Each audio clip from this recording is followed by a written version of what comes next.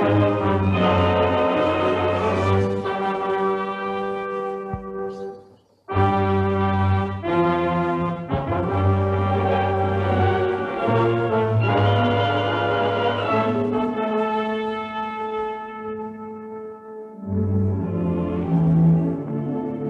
are you?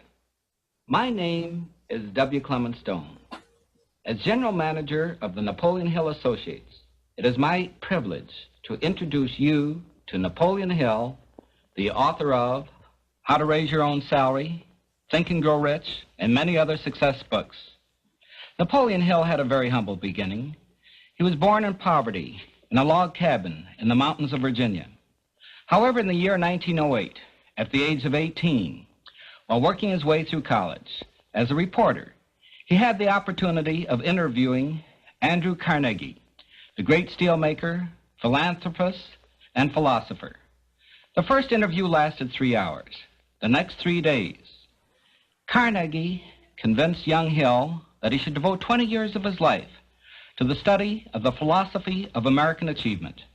He introduced him to Thomas Edison, Henry Ford, Luther Burbank, Harvey Firestone, and many other successful men. In all, Napoleon Hill interviewed over 500 successful men and women to find the true formula for success. He found it. He will present it to you. You can use it if you are ready. Listen. Listen carefully.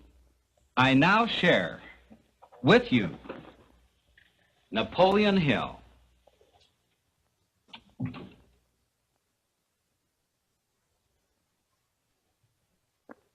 How do you do?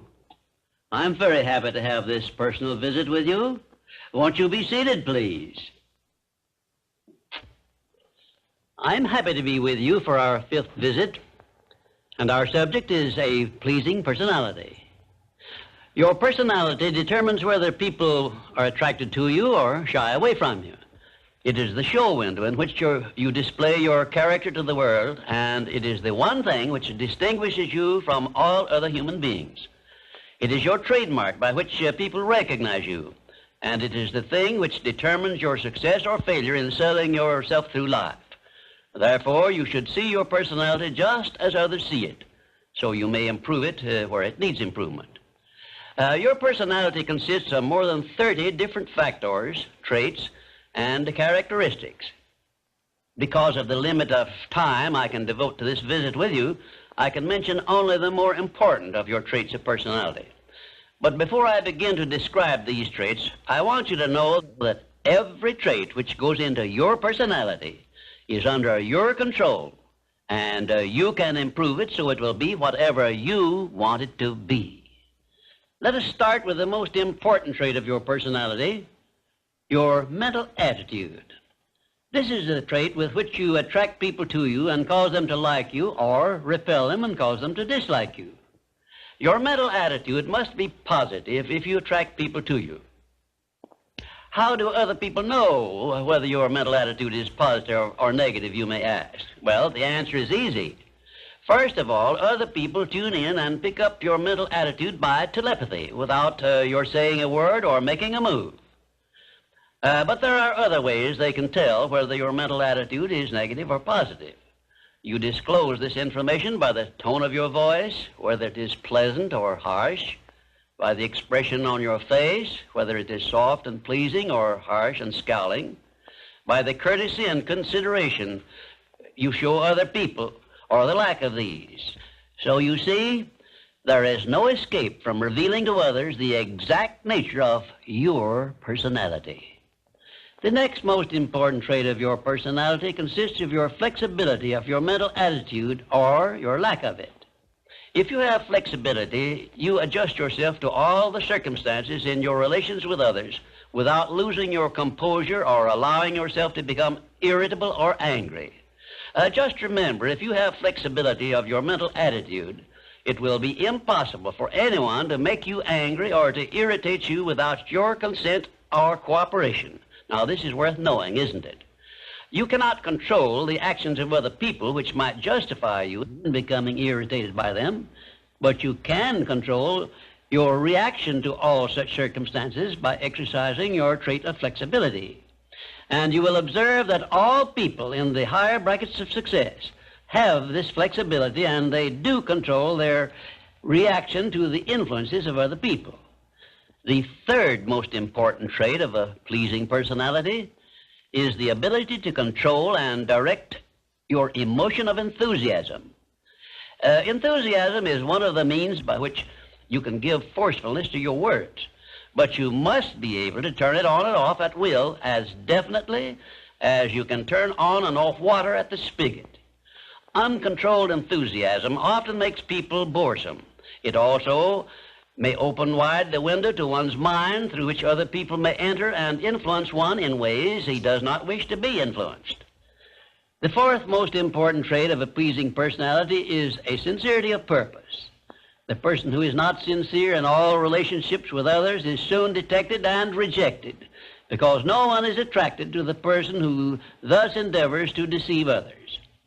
Sincerity is one quality of character which cannot be successfully faked, not even by the most astute rascal or the most efficient actor, because insincerity evermore carries with it some warning sign which other people recognize. You have only to go back into your own experience with insincere people to prove the truth of what I have stated. There are 26 other important traits which give one a pleasing personality, but I do not have time to give them to you in this visit. Now let us turn our attention to some of the common habits which destroy a pleasing personality.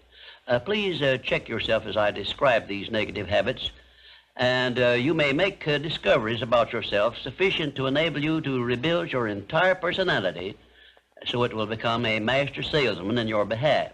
One of the most destructive habits which make one's personality objectionable is that of breaking in and running away with the conversation when others are speaking. And 2, sarcasm, expressed by insinuations and wisecracks which are not so wise, is near the head of the list of habits which give one a negative personality. And 3rd, vanity expressed by either words or actions is sure to make one unpopular. And 4, indifference in listening while others are speaking is sure to be noticed and resented. It is more profitable to be a good listener than it is to be a good talker, because one is always apt to learn something while listening to others, but never learns anything from hearing himself talk. 5, the attempt to flatter where flattery is obviously not deserved will bring quick resentment from others. Also, it will put them on notice, if they are wise, that the flatterer wants something he perhaps should not get. And 6, the habit of finding fault with the world at large and people in general is never a popular habit, and it is no part of a pleasing personality. It is far better to direct conversation to the circumstances and things which are right than to complain of those which one believes to be wrong. And 7, one of the very worst habits which destroy a pleasing personality is that of openly and directly challenging those with whom one may not agree, where there is no obvious reason for doing so, except the desire to be on the opposite side. And 8, the habit of volunteering unsolicited advice to others who have not requested it can make one an intolerable bore. Free advice usually is considered to be worth just what it costs, which is nothing but the patience with which to listen to it. And 9, the habit of speaking of one's physical ailments, worries, and personal problems may be tolerated by others, but this habit will never make one welcome or pleasing. If you wish to make yourself welcome in your relations with others, manage to talk about things which interest and concern those to whom you are speaking. You will never be boresome to the person to whom you are speaking of himself and the things which interest him, a truth which all master salesmen understand and respect. And 10, the habit of endeavoring to convey an impression of superiority through the use of words and topics unfamiliar to others is a surefire destroyer of popularity. If you wish to sell yourself to others successfully, you must negotiate with them on their own level through terms which they understand. And 11, envy of those who are successful is a trait which destroys a pleasing personality. The truly great men and women have all been known to be generous, sympathetic, and joyous in connection with the good fortunes of others. And 12, slovenliness in body, posture, and in clothing never attracts but always repels others. Clothes make not the man, as has been said, but they surely give him a mighty good start if they are appropriate and properly worn.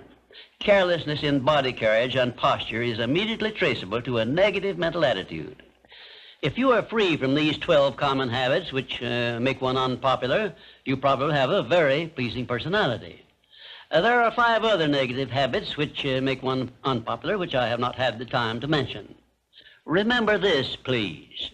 If you are not liked by other people, you may be sure there is a reason which you can detect and correct. It is unnatural for one person to dislike another without a cause. Before you can make full use of the master key to success, you will need to make your personality pleasing. This will require courage on your part and honesty with yourself. A pleasing personality stands near the head of the list of assets which make one truly rich.